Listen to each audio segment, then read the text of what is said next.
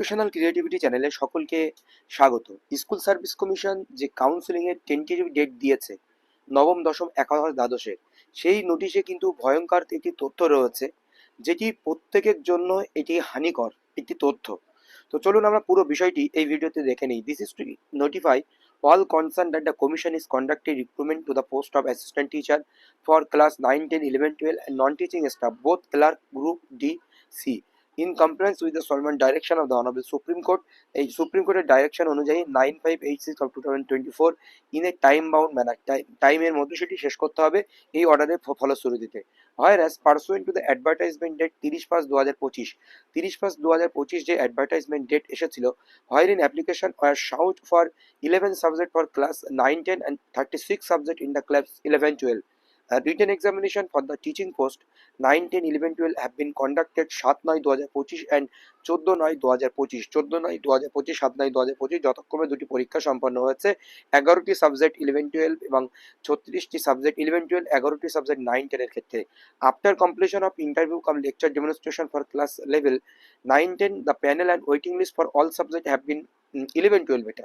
The panel and waiting list for all subject have been published for the class level 11, 12 on 21/1/2026, 21/1/2026 এর ক্ষেত্রে lecture demonstration interview সমস্ত list waiting list সহ publish হয়ে গেছে। The written examination for the post of clerk and Group D were held on 1/3/2026, 8/3/2026 respectively. Group C এবং D পরীক্ষা 1 তারিখ এবং 8 তারিখ সম্পন্ন হয়ে গেছে।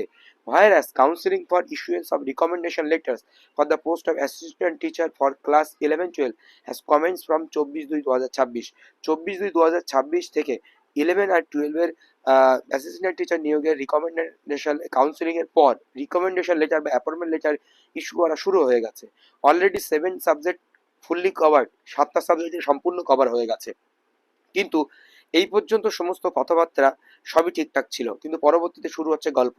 Where is the commission in an earnest effort to comply with the time limit for completion of the requirement process set by the Honorable Supreme Court in respect of teaching post level 9, 10, 11, 12, publish the following tentative schedule for the remaining work for the teaching sector. এই teaching সেক্টরে যে remaining work, যে বাকি কাজগুলো রয়েছে, supreme কোর্টের যে time bound manner রয়েছে, সে সুপ্রিম কোর্ট এটি বলেছে শেষ করতে হবে 9, 10, 11, 12 এর ক্ষেত্রে। সেটার জন্য একটি টেন্টেটিভ শিডিউল তারা প্রকাশিত করেছে। সেটা বড় ব্যাপার নয়, আপনাদেরকে সে শিডিউল তো আপনারা পেয়ে গেছেন বা দেখেছেন, কিন্তু সবচেয়ে ভয়ানক যে বিষয়টি রয়েছে সেই বিষয়টি এখানে গুরুত্বপূর্ণ, যে টোটাল এই যে প্রসেসিংটি কিসের উপর ডিপেন্ড করছে। It is reiterated that the selection process will depend on, এই সিলেকশন প্রসেসটি ডিপেন্ড করছে outcome of the pending writ petition, যে পেন্ডিং রিট পিটিশন রয়েছে তার উপরে ডিপেন্ড করছে। Being WPA 12434 2025, WPA 12434 2025, case number 12434 2025 এই মামলার উপরে নির্ভর করছে। সেই মামলাটি হলো Lubana Parveen versus the state of West Bengal মামলা, as notified fied commission memo number এত ডেটেড 4/12/2025।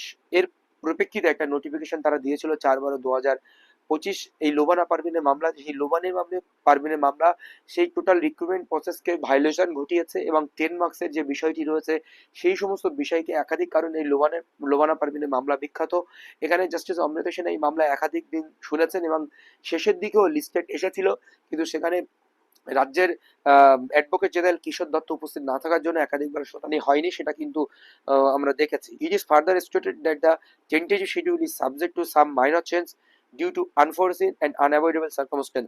আনঅ্যাভয়েডেবল সার্কামস্ট্যান্সে এই সাবজেক্টে যে মাইনর চেঞ্জ হতে পারে এই শিডিউলের, such changes if any will be notified will in advance of the commission website, পরবর্তীতে কমিশন ওয়েবসাইটে যত তাড়াতাড়ি সম্ভব কিন্তু নোটিশ আকারে দিয়ে দেওয়া হবে। এটাই সবচেয়ে ভয়ঙ্কর বিষয় আপনাদেরকে বলতে চাইছি, যে পুরো নিয়োগ প্রক্রিয়াটি কিন্তু এই মামলার উপরে ডিপেন্ড করছে। এইটাই নোটিশের সঙ্গে অ্যাড করা হলো সবচেয়ে এটি বিষয়। টেন্টেটিভ শিডিউল কি রয়েছে, 11, 12 এর ক্ষেত্রে ডেটগুলো দেওয়া হচ্ছে 24/3/26 থেকে 25/3/26, 27/3/26 থেকে 28/3/26, 6/4/26 থেকে 11/4/26, 17/4/26 থেকে 18/4/26, 20/4/26, 25/4/26, 27/4/26, 30/4/26, 4/5/26, 8/5/26। এই 8 মে মাসে 26 সালে মে মাস পর্যন্ত ওয়ানলি কাউন্সিলিং হবে, তার মধ্যে নিয়োগ তাদের বাউন্ডেশন আগস্ট। এরপরে হচ্ছে কাউন্সিলিং 9, 10 এর ক্ষেত্রে কি আসছে, 23/3, 25/3, 27/3, 28/3, 6/4, 11/4, 17/4, 18/4, 20/4, 25/4, 27/4, 30/4, 4 pass, 7 pass, 11 pass, 15 pass, 18 pass, 23 pass, এইগুলো ভেরিফিকেশন ডকুমেন্টস ভেরিফিকেশন, যেহেতু অনেক কিছুই বাকি, আর এদের শুধু কাউন্সিলিংটাই বাকি, কারণ তাদের লিস্ট প্রকাশিত হয়ে গেছে, ইন্টারভিউ হয়ে গেছে। ইন্টারভিউ লেকচার অ্যান্ড ডেমনস্ট্রেশন এই কাজগুলো তারা সম্পন্ন করবেন 23 মার্চ 26-এর মধ্যে। ভেন্যু কোথায় আছে? Office of the concern regional school service commission, দুটি ক্ষেত্রে একই রয়েছে। The subject wise counselling and verification and interview schedule will be publish later in due course. সময়ের সঙ্গে সঙ্গে এই যে verification, counselling, interview schedule will be publish করা হবে।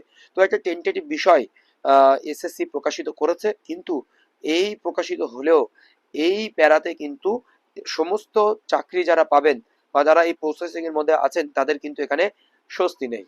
এই হচ্ছে একটি গুরুত্বপূর্ণ বিষয় দেওয়ার জন্য মূলত এই ভিডিওটি আপনাদের জন্য করেছি। এটি একটি নিখুঁত বিষয়, কিন্তু খুবই একটি চাপের বিষয়। ধন্যবাদ।